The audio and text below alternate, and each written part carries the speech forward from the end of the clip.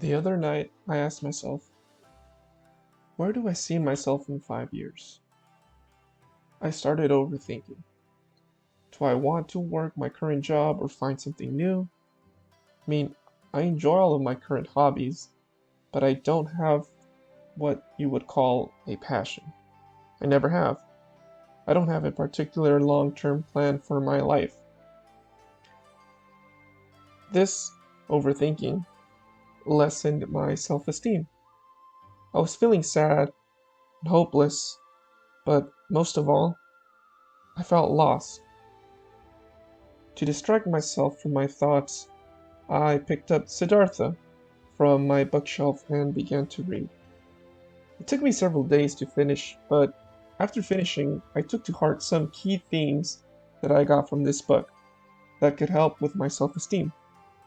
The reason for this connection is because February is International Boost Your Self Esteem Month. Now, there are many holidays and celebrations associated with each month. February is also Black History Month. It's also National Teen Dating Violence Awareness and Prevention Month, and so much more. I focused in discovering ways to boost my self esteem because of my current feelings of shame. Here is what I learned from the life of Siddhartha.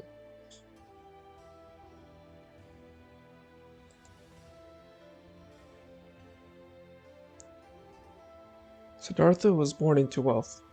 Educated and loved by all, Siddhartha grew discontent. He felt his father, his mentors, had taught him most of their wisdom. Thus he felt the need to journey on his own and find meaning. Although his father did not agree at first, he finally relented after seeing Siddhartha's determination to go off on his own. Siddhartha, with his dear friend Govinda, became a Shramana with one goal in mind: to become empty. Empty of thirst, desire, dreams, joy, and pain. Self-distance through pain, hunger, thirst, exhaustion, meditation. A brief escape from the torment of being an I, or from thyself. Through his many years as a Shramana or wanderer, Siddhartha learned the values of thinking, waiting, and fasting.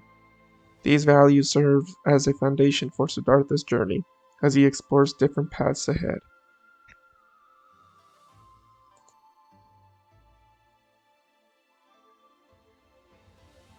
Siddhartha was accompanied by his dearest friend Govinda to begin and end his journey with the Shramanas.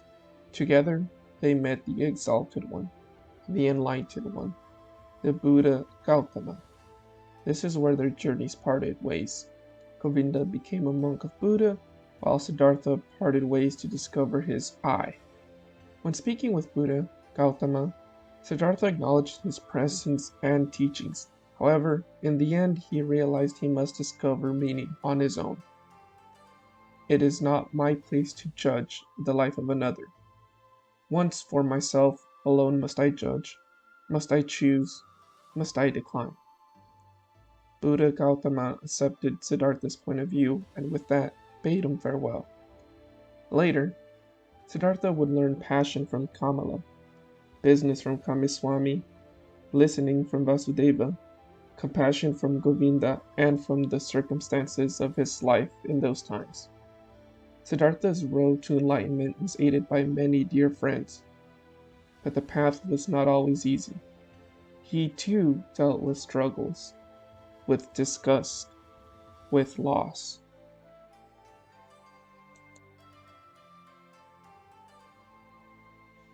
Siddhartha grew to become rich. At first, Siddhartha continued to be himself, continued to pride himself on his foundation of thinking, waiting, fasting. He would lose games of dice and laugh, give away money to whomever asked him, and fail at business without a care in the world.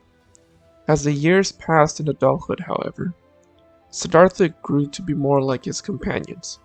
He began to take things too seriously, too personally.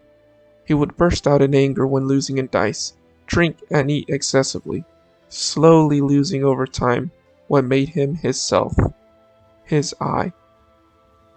Avarice, burden. He was chained. Siddhartha had gone astray on a strange path full of deceit. Worthless, so it seemed to him, the conduct of his life had been senseless up to that point. He had taken pains and longed to become an ordinary human, and in the process his life had become far more miserable and poorer than theirs, for neither their aims nor their troubles were his. Siddhartha grew to look at himself with disgust, and one day decided to leave the village where he built his wealth, to return to the forest searching for meaning.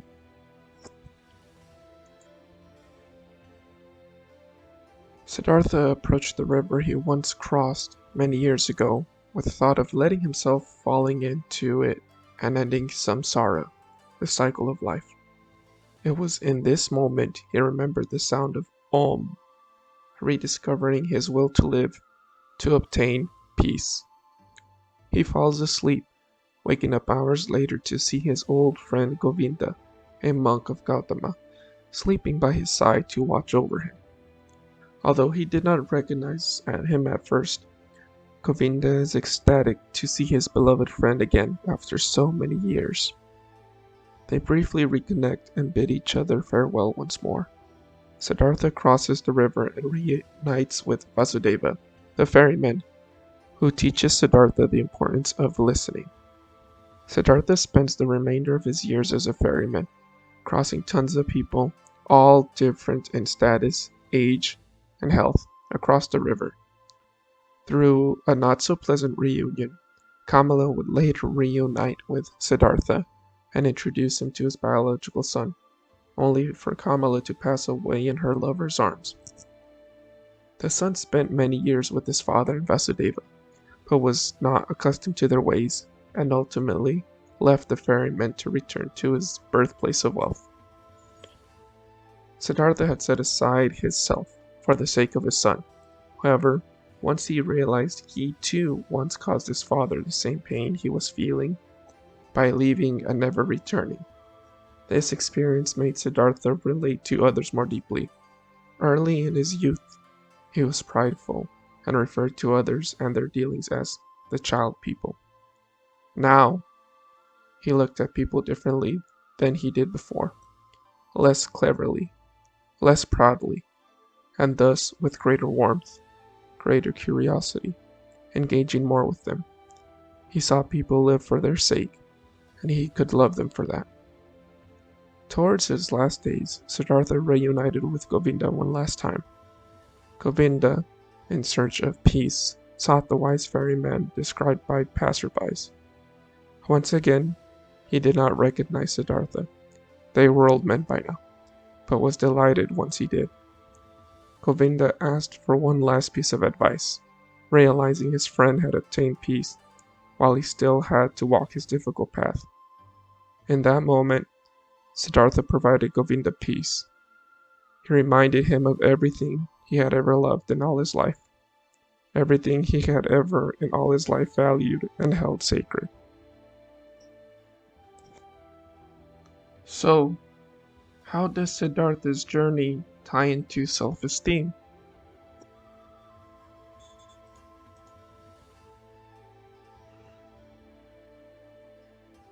Well, self-esteem fluctuates throughout various stages of life. These changes are the focus of this article in Psychological Science. In childhood, we have relatively high self-esteem, mostly because our self-views are unrealistically positive. This may explain Siddhartha's insistence of leaving home to find meaning. Self-esteem gradually declines during adolescence and increases gradually during adulthood.